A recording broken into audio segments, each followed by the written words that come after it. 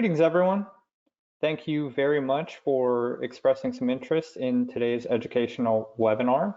My name is Corey Daharsh, and our topic for this webinar is private stock in your self-directed IRA or solo 401k.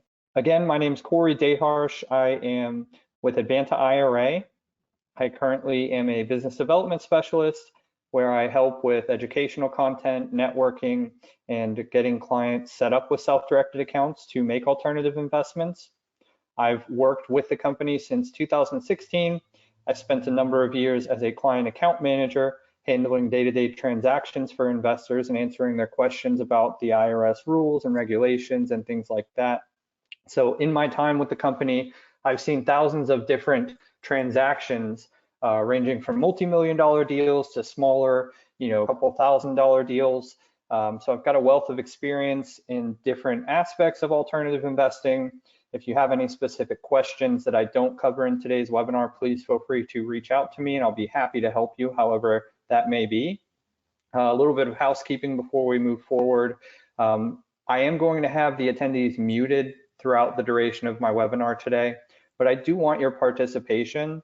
So there is a box on your GoToWebinar panel that allows you to ask questions. I have that up on a screen. I'll answer those questions as I go if it relates to the topic in the slide at hand. Otherwise, I have a section at the end of the presentation where I'll just answer general questions. And if anything doesn't relate necessarily at all to today's topic or presentation, again, please just reach out to me directly with an email or a phone call, and I'm sure we can have a conversation to go over those items. Also, if you are interested in a copy of today's presentation deck or watching this back, the recording will be posted on Advanta IRA's YouTube page within about a day of this live recording. And you can go to the handouts section right now in the GoToWebinar panel to pull a PDF of today's slide deck. So my agenda for today is that I'm going to start by covering just some basics about Advanta IRA and the self-directed investing rules.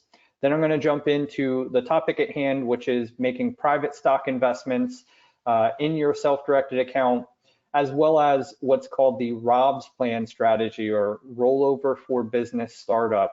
It is a private stock investing strategy, but it's a little nuanced from the other standard private stock investments. And we'll cover those both from the rule and regulation standpoint. And then I'm going to jump into case studies of each of these two strategies before I kind of do a little simple pros and cons of them, and then close with some final questions and closing thoughts. So Advanta IRA is a self-directed retirement administrator. We've been in business for over 20 years now. We've got just under $3 billion in assets under management held by our clients. We expect to cross that threshold by the end of this calendar year. And all of our clients' funds that are not actively invested into deals are insured, so your money is safe. It's sitting in a trust account waiting for you to guide any specific alternative investments as the self-directed account holder. And one other thing is that we pair each client with a dedicated client account manager. That's going to be your go-to point of contact when you have questions or need to get something done with your account. Again, I served a number of years in that role, and it's really our version of a white glove customer service where most people have a retirement account with a large company that really has a call center and you have to explain who you are and what you're trying to do to a new person every time you reach out. That's why we kind of tailor ourselves to be more customer fitting and also provide a lot of this free education like you're participating in today to help expand people's knowledge and understanding to utilize self-directed investing strategies. Having said that, I do want to explain that I am here to provide educational content. This is not investment advice or endorsing a specific opportunity or strategy. We always implore our clients to do their own due diligence. Make sure you consult with your own team of attorneys, CPAs, advisors before you enter any specific investment or strategy. So there are a number of different types of plans that can be self-directed. Most people are familiar with your traditional and your Roth IRAs. Maybe you have those with a fiduciary or a financial advisor that's doing stocks, bonds, mutual funds, but that money can be self-directed. as well as small business plans like a SEP IRA or a simple IRA and a solo 401k. We also offer health savings and education savings accounts. So if you have any questions about any of those plan types, what may fit your needs best, please feel free to reach out. We can have a one-to-one conversation, and I can pretty much assist in figuring out what your needs are, what plan types you have or you're looking at, and verify what's going to be the best strategy or tool for you to make your self-directed investments through. If you didn't know about self-directed accounts, don't feel lost there. Only about 4% of US retirement accounts are being self-directed right now. One statistic I love to quote all the time is that is only about 4% of an industry that has roughly $40 trillion in it right now. So US-based IRAs, 401ks, all the account types I just referenced, in total in the US, there's about $40 trillion and only about 1.5 trillion or 4% of that's actively being self-directed. And that's basically because people just haven't found an educational webinar or company like Advanta that puts out educational content, or their current retirement accounts, those fiduciaries or financial advisor type companies, have a vested interest in making you think that this is a little bit too scary or too unreliable, and you should keep your money with them where they're charging you to invest it on your behalf, which is really not the case. If you're doing your due diligence, as I referenced on that previous slide for the disclaimer, you're really saying, hey, I know about this version of investing or this strategy. I've done all the math and done all the due diligence, and I want to take matters into my own hands. That is what self-direction is. So the rules behind how you can or cannot self-direct retirement accounts is actually very simple. You're allowed to invest into just about anything you would want to with your retirement dollars, as long as it's not a life insurance policy or a hard to value collectible like antiques or fine wine or artwork. Anything that the IRS would deem to be subjective in value is something they don't want to see held in a retirement account.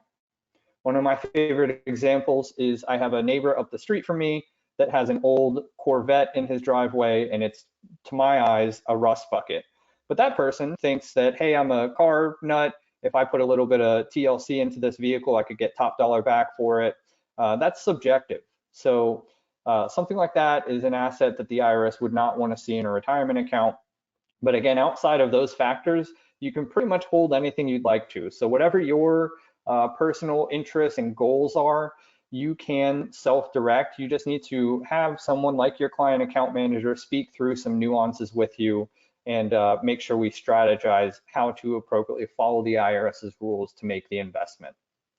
The only other way that the IRS restricts how you use these accounts is by labeling certain individuals close to you as disqualified persons. So you're not able to transact with disqualified persons, meaning buy or sell between them and your retirement account, or let them benefit from assets you hold in your retirement account. I'll dive into what disqualified persons are in the next slide, but I just wanted to very quickly touch on UBIT and UDFI tax. Those are little known taxes that apply to certain investment strategies with retirement accounts.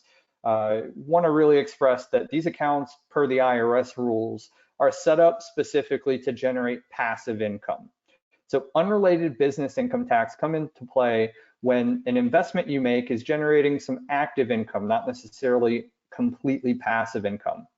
It is something that if you're going into one of those investment strategies, you would plan ahead for, speak with your own tax advisor and make sure that the pros and cons there of the tax that may apply does not outweigh the earnings or the benefits that you're going to get from making that investment with your retirement account.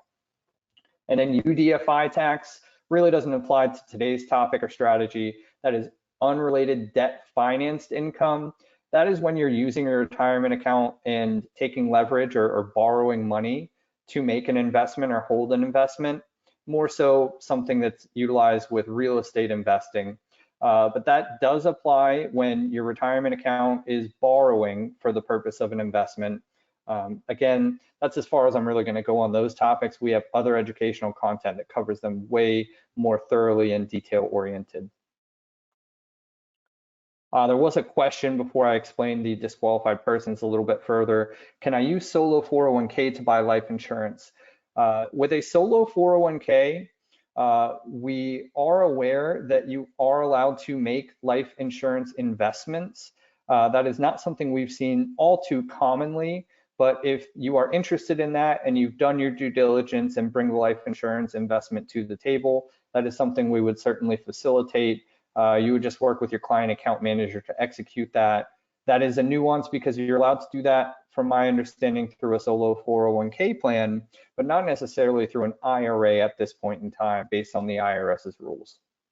And again, anyone that has a question as I'm going, please add that to the questions box. If it relates as I'm presenting, I'll go ahead and take a pause and answer it. If not, I've got a question section and slide at the end of the presentation. And if it doesn't relate at all, but you want to ask it, just reach out to me one-to-one. So back on track, the disqualified persons basically are the main trunk of your family tree. So yourself, your spouse, your parents, your grandparents, as far up as are still alive, and your children, your grandchildren, as young as you are alive to see. Any businesses that those individuals own 50% or more of and or control day-to-day operations of also fall into the disqualified persons category. So for example, with private stock today, if your son owns a business, your retirement account should not be buying private stock in that entity. If for a separate purpose, if you owned a piece of real estate in your retirement account, you can't let your parents be the tenants of that piece of property. So just to kind of set the ground rules on disqualified persons, it's your family, specifically up and down your direct family tree, and or any businesses they own that you're not allowed to transact with. You can partner with these individuals or basically sit on the same side of a table for a transaction as them, but you can't sit on the opposite side of a deal from disqualified persons. It's very important with self-direction to invest with people you know. Use your network, whether you're going to meetup groups or joining another local investor group, or maybe a regional or a national group. It's always important to build your triad of know, like, trust, do the due diligence, as I've referenced earlier, so that you're very comfortable in the investments you make, because again, there's no financial advisor looking over your shoulder and giving you advice on if you should or should not do this deal, unless you put those people in that place and actually actively do the due diligence and build a team around you. So it's very important to just be comfortable and know the people you're working with. So private stock investing. The basic rules for this are that if a private stock offering is available to you, you can use your retirement dollars to hold ownership. This can be a local business starting up in your community, or maybe that's been existing in your community that's structured where private stock is available. We've seen credit unions get started where they offer private stock to get funding and get the credit union built up and functioning as a business. It can really be any private offering, as long as it's not a publicly traded asset. That's something you can hold in an alternative retirement investing account, a self-directed account. If it's a publicly traded asset, that's one where you go to your fiduciary or financial advisor and buy that type of publicly traded asset on that market and through those types of custodians. They specialize in a different lane, which is the stocks, bonds, mutual funds, the publicly traded sector. If the stock does go public in the future after you've made the investment, we will coordinate with you moving that asset to a custodian that is more equipped to handle those types of assets. So if you're looking to make an investment, and obviously in the action plan for that investment, they expect to go public in the future, don't worry, we will facilitate with you getting that into the right position when that time comes. And one other aspect is kind of tying into the disqualified persons rules I just went over. If you're offered a private offering, but that is subject to a personal involvement you have or a obligation you have with that entity, you're going to want to get legal counsel before you just go ahead and make the investment, because it could be a gray area with respect to the disqualified persons rules. Here's an example. If you're expecting to sit on the board of directors for a credit union that's getting started, and because you're going to be on that board of directors, you're offered private stock at a preferred rate, that may be a conflict of interest because you personally are the individual reaping the benefit there for you to convey that into your retirement account and make the investment by your retirement account is something that, again, is kind of a gray area. So you're going to want to make sure you get proper legal counsel so that everything is, quote, kosher for making that investment with respect to the IRS's rules. Now, rollover for business startup, very similar strategy. This is a strategy that's done through 401k or a solo 401k plan, where basically you're setting up a business. It does have to be set up and taxed as a C Corp, and you're basically setting that up and buying most, if not all, of the shares of ownership, the private stock in that business with your retirement account. I say most, if not all shares, because if there are going to be employees, you do have to allow them to participate if they choose to in the stock purchase, and the plan document must allow for that. So it's not that you can set up a business and have employees and block them out from participating in ownership. If this is going to be a business that has employees, they have to be eligible to participate if they choose to do so. Most of the clients I see partake in this strategy do businesses that are not going to involve employees so that they don't have to worry about that. So we're talking about, a car wash that is self-service or a laundromat that is self-service, which I'm actually using in my case study today. You can definitely pay service vendors, and that doesn't fall into the category of being an employee. So there's some nuances if you are going to have employees that you want to speak through and kind of do some due diligence on. The initial purchase, again, it's a newly formed company that cannot have any previous money added into it or contributions made to it, and that is to create a personal equity. So this is something that has to be formed brand new. The initial stock purchase has to be drafted up and drawn up so that your retirement account is buying, again, if not all the shares, most of the shares, and you're letting those employees potentially participate. You're using that 401k plan to buy those shares of ownership, and yourself and any other appointees are going to be the managers of that business handling day-to-day operations. I see another question that came in. If the private stock bought worth $1,000, but when it's moved to IPO, if it becomes worth $10,000, will everything move to fiduciary custodian without any tax?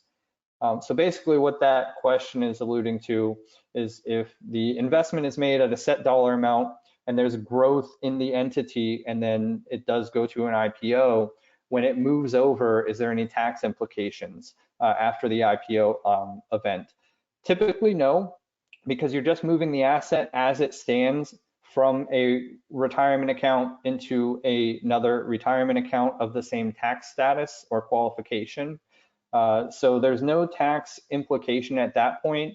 Really, the tax implication is going to come in that case when you draw that money out of your retirement account, either in retirement when you start using that money to live off of, or if you've satisfied all of your early withdrawal penalties and so forth and want to start drawing it for any other personal purpose, that is when the money would become taxable, whenever you take money out of your retirement account. If it's a traditional or tax deferred account, that money just gets reported to the IRS on your distributions, and basically it gets added to your ordinary earned income for that tax filing year. So that's how you pay taxes on it. Hopefully that answered that question thoroughly. I see another question came in before I get to the next slide, saying, I keep saying that a 401k can do ROBs, but does this mean that self-directed LLC cannot do ROBs? The ROBs plan is typically a strategy for solo 401ks. You would have to have a solo 401k, a self-directed IRA with or without the checkbook LLC strategy cannot do a ROBs plan. That is accurate. Why people choose ROBs plans? There's a few factors that we see commonly with people that choose to do the ROBs plan. If you need cost and tax effective startup capital for a business, it's a great strategy. This is tax deferred, or if you're using Roth component 401k funds, it's tax-free money that you're starting up the new business with. Many individuals have a considerable amount of money that is liquid in retirement plans. They're not planning to touch it until many years down the road, potentially, when they start needing that money to live off of and they fully retire from their jobs or whatever that may be. So it's just money that you could put into other investments, or you could use it for this investment if you've got a vested interest in the strategy or the business that you're looking to get started. The expenses related to traditional financing can be very steep. So if you can avoid, interest rates and financing by using retirement dollars that you have setting aside, that could benefit you significantly from the opposition of using borrowed money. And then the ROBS plans do allow for an individual to fund the business through their retirement account and then draw a salary without violating the Internal Revenue Code or the Department of Labor rules with prohibited transactions and disqualified persons, as I had referenced earlier. So if you're looking at retirement account strategies, similar to the question that was just asked, like using a checkbook LLC, you're not allowed to compensate yourself when you use a checkbook LLC or a single member LLC in your IRA. Whereas a ROBS plan, if you are the manager and you're doing day-to-day operations and business on behalf of that entity, you can draw a salary through the ROBS plan strategy. A few other considerations for ROBS plan. With the initial stock offering, it must be written where there is a stock purchase agreement created. So that's something that a lot of investors are going to turn to an attorney to have drafted up for them. The agreement is entered into by the 401k plan, not the individual. Your personal name and or tax ID number is not really going to be on any of this paperwork, with exception to you being listed maybe as the manager of the company that's being set up. But the investment transaction, the purchasing of this stock, is going to go through your retirement account. The purchase agreement must also reflect a total number of shares, the shares being purchased, and the total value per share. So it's important that you know how many shares you're going to issue, how many shares are being purchased by your retirement account, and maybe those employees that we called reference to earlier, and the value of each of those shares, which thus constitutes the value of the overall business. With these types of plans, typically a 401k does not need to file a 5500 EZ reporting until the value of the 401k plan is over $250,000. But if you're going to do a ROBS plan, you do need to report 5500 EZ from the onset of the investment and of the account being set up. A valuation letter is going to need to be provided, and you're going to have to get that valuation from a qualified third party. So that's another thing that you may have your attorney or CPA put together for you, basically just kind of citing the price per share and stock. And once the actual business starts operating, any increased value from profits and proceeds generated. And future issuance of equity can be problematic. So that means issuing additional stock offerings. That's something that typically you're going to set this up and know exactly how much you're contributing and let it build from there from the outset. If you get into a point in the future where you run out of money through the business and with the ROBS plan and you need to issue new shares of stock, you're going to have potential problems there. I'm not going to go into the details and nuances of it because that's more so a legal matter that you would need to seek legal counsel on. So a little bit further into ROBS plans, some of the problems that sometimes arise with these strategies. ROBS plans can be seen as an audit trigger for new businesses. As long as you set it up properly and structure it properly with the accurate due diligence, you shouldn't have that much to worry about from that standpoint. There is a substantial risk when you're using a ROBS plan because it is your retirement dollars. So if the business does not succeed or goes under, that's your retirement money that's going away, not just savings that you had set aside or other capital that you had. That's your tax deferred or post-tax, if it's Roth, retirement funds that would be in theory dwindling away. So there's a higher risk when you put that into perspective. There's little tax write-offs for clients if the underlying business fails. When you make this type of investment with your personal savings, you can benefit from some tax write-offs and tax strategy. But with it being an investment funded through a retirement account, which was a disregarded entity for tax purposes, you don't get some of those benefits that you would get otherwise. There are many steps to be followed in the setup, or serious issues can arise in the future. That's what we're here for, to make sure that you're setting this up thoroughly, you're doing all the steps necessary. If you're an Advanta IRA client, we're going to help you through that process and make sure you don't have those issues in the future. And if additional capital is needed, it is limited on how you can issue new corporate shares, as I went over on the last slide. All right, so we're going to jump into some case studies. I've just got 2 case studies for us today. The first one is funding into a startup business, helping a startup business get started, and otherwise making a private stock investment. So I've got David and Sarah in this scenario. Sarah is a neighbor in David's community, and she's looking to start a coffee shop in the area. They speak, and David decides he wants to commit $100,000 to help Sarah get this coffee shop started. They talk about strategy and structure, and Sarah's going to commit to an initial private stock offering of $5,000 per share. David coordinates with Advanta to purchase 20 shares of ownership in the coffee shop with his retirement account. So basically, David will let his account manager know, hey, I'm going to purchase these 20 shares of ownership. Sarah's going to provide the stock purchase agreement paperwork. We're going to get David to approve everything, make sure his account has the amount needed to make that investment, which would be $100,000. And we're going to execute the paperwork after David approves it and send the funds over to the coffee shop's LLC or whatever entity structure it is, coffee shop's bank account. Moving forward, David can retain those shares and let the value of those shares grow in perpetuity, or he can sell them to another investor at his discretion. So just for a quick example, after about 3 years, David finds someone to buy half of his shares, so 10 of them, at $7,500 per share, which generates a $25,000 profit for David's IRA account.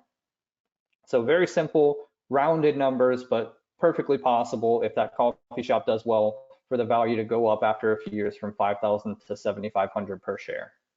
All right, we're going to now turn our attention to the ROBS plan strategy. This is just going to be a basic case study on how someone or what someone would do when setting up a ROBS plan. So with the ROBS plan, I've got Michelle, who has identified an opportunity to establish a laundromat in her community. Again, this is a passive income generating business. And in this case scenario specifically, it's going to be a self-service laundromat, so there's not going to be any employees needed. If anything needs to be done, she's going to outsource to other contractors, maybe a cleaning service or something like that, but not actually have staff on site, which is common. I used to live in an apartment and would go to a self-service laundromat right around the corner to do all my laundry. Never saw an employee there ever. So in this case, she's going to set up a corporate structure as a C Corp and use her retirement funds to purchase 100% of the 2,000 shares that the offering is going to allow for at $100 per share, which is $200,000 investment as a ROBS plan into this laundromat. Once the laundromat is open for business, the profits will help build the value of the business, thus raising the price per share of ownership. That can open the door for Michelle to start drawing compensation as the manager of the business, or just let the value grow within the laundromat until she decides to maybe sell it later on in the future and reinvest those retirement funds into another venture. Again, this is growing in a tax-deferred or tax-free capacity, depending if this 401k plan that she set up the ROBS for is traditional or tax-deferred money, or she's elected to make that Roth or post-tax money. With Roth, you're paying the taxes when you convert it to Roth or have it set up as Roth so that you don't pay taxes on that money in the future at any point. So the key takeaway points I want to make sure everyone understands from today's webinar is that there's no self-dealing or helping yourself with your retirement account or vice versa. That calls back to my example with the credit union. If you're going to be on the board of directors for the credit union, and because you're positioned on that board or as an advisor, whatever it may be, grants you an ability to get a preferred rate for a private stock investment, you need to make sure you consult legal counsel so that is not self-dealing, that you would otherwise be eligible outside of your personal involvement to make that investment at that purchase rate. If a private stock goes public, you may need to move the asset to a fiduciary custodian. We will help facilitate that. Just keep in mind, if you're making a private investment and in the future plans expect it to go public, you may need to move that investment to a company more suited to hold publicly traded assets. And with the ROBS plan, unlike other retirement account strategies, you are allowed to draw a salary as the manager of the retirement accounts business of the Rob's entity. So those are the key takeaway points. I'll keep this open for a few more minutes if any additional questions come through. While I'm waiting for you guys to type those up, I just want to share that we do put out a lot of free education. We typically do 2 of these educational webinars a week on Tuesday and Thursday each week. We have a video library on YouTube of all of our recorded webinars from the past. So if there's a topic or a guest speaker you want to check out, you can find that on YouTube/Advanta IRA. And we also have a blog you can check out on our website if you're interested in retirement account investing news or updates. We're in an election year right now, so sometimes legislation comes to play that may affect the retirement account investing industry. We're always kind of at the cutting edge of that, and you can find stuff about that on our blog. We also offer a podcast called the Alternative Investing Advantage Podcast, hosted by my colleague Alex Perney. So he brings on guests and has great conversations about different strategies, about different avenues of business, and ties that all through to self-directed retirement account investing. So at the Alternative Investing Advantage Podcast, wherever you get your podcasts, you can check that out. It's very easy to get one of these self-directed accounts started up. Our application takes most people about 15 minutes. I'll send it via DocuSign. Once you complete it or review it, get the account opened.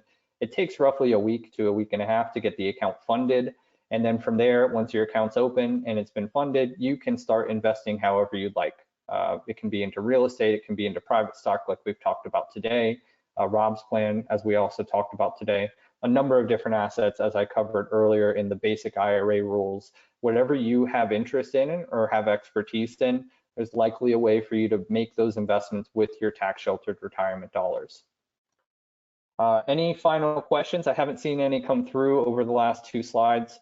So I'll just flip over here to my contact information and my picture here. I'll leave this open for another moment or two. If you have any questions, please feel free to share them here on the chat. I saw someone just use the hand raise feature. Please, if you're the person that raised your hand, please go ahead and jot whatever you're looking for in the questions box, and I'll be happy to answer for you. Okay, the question that came through is, should you sell your stocks from existing 401k before transferring to self-directed IRA or after? Typically, you're going to need to liquidate your assets and move cash into your self-directed account. If those are privately held stocks, then we can take them in kind from your current retirement account administrator. But if they're publicly traded assets, public stocks, bonds, mutual funds, we are not proficient in holding those types of assets. We are an alternative asset administrator. So you would want to liquidate those before moving cash over to make alternative investments. Hopefully that answered your question. Yep, I got to thank you. I appreciate that. And I will go ahead and wrap up today's presentation here. Again, I appreciate you all for participating with me, and hopefully you've gotten some good value out of this. And everyone have a great rest of your day.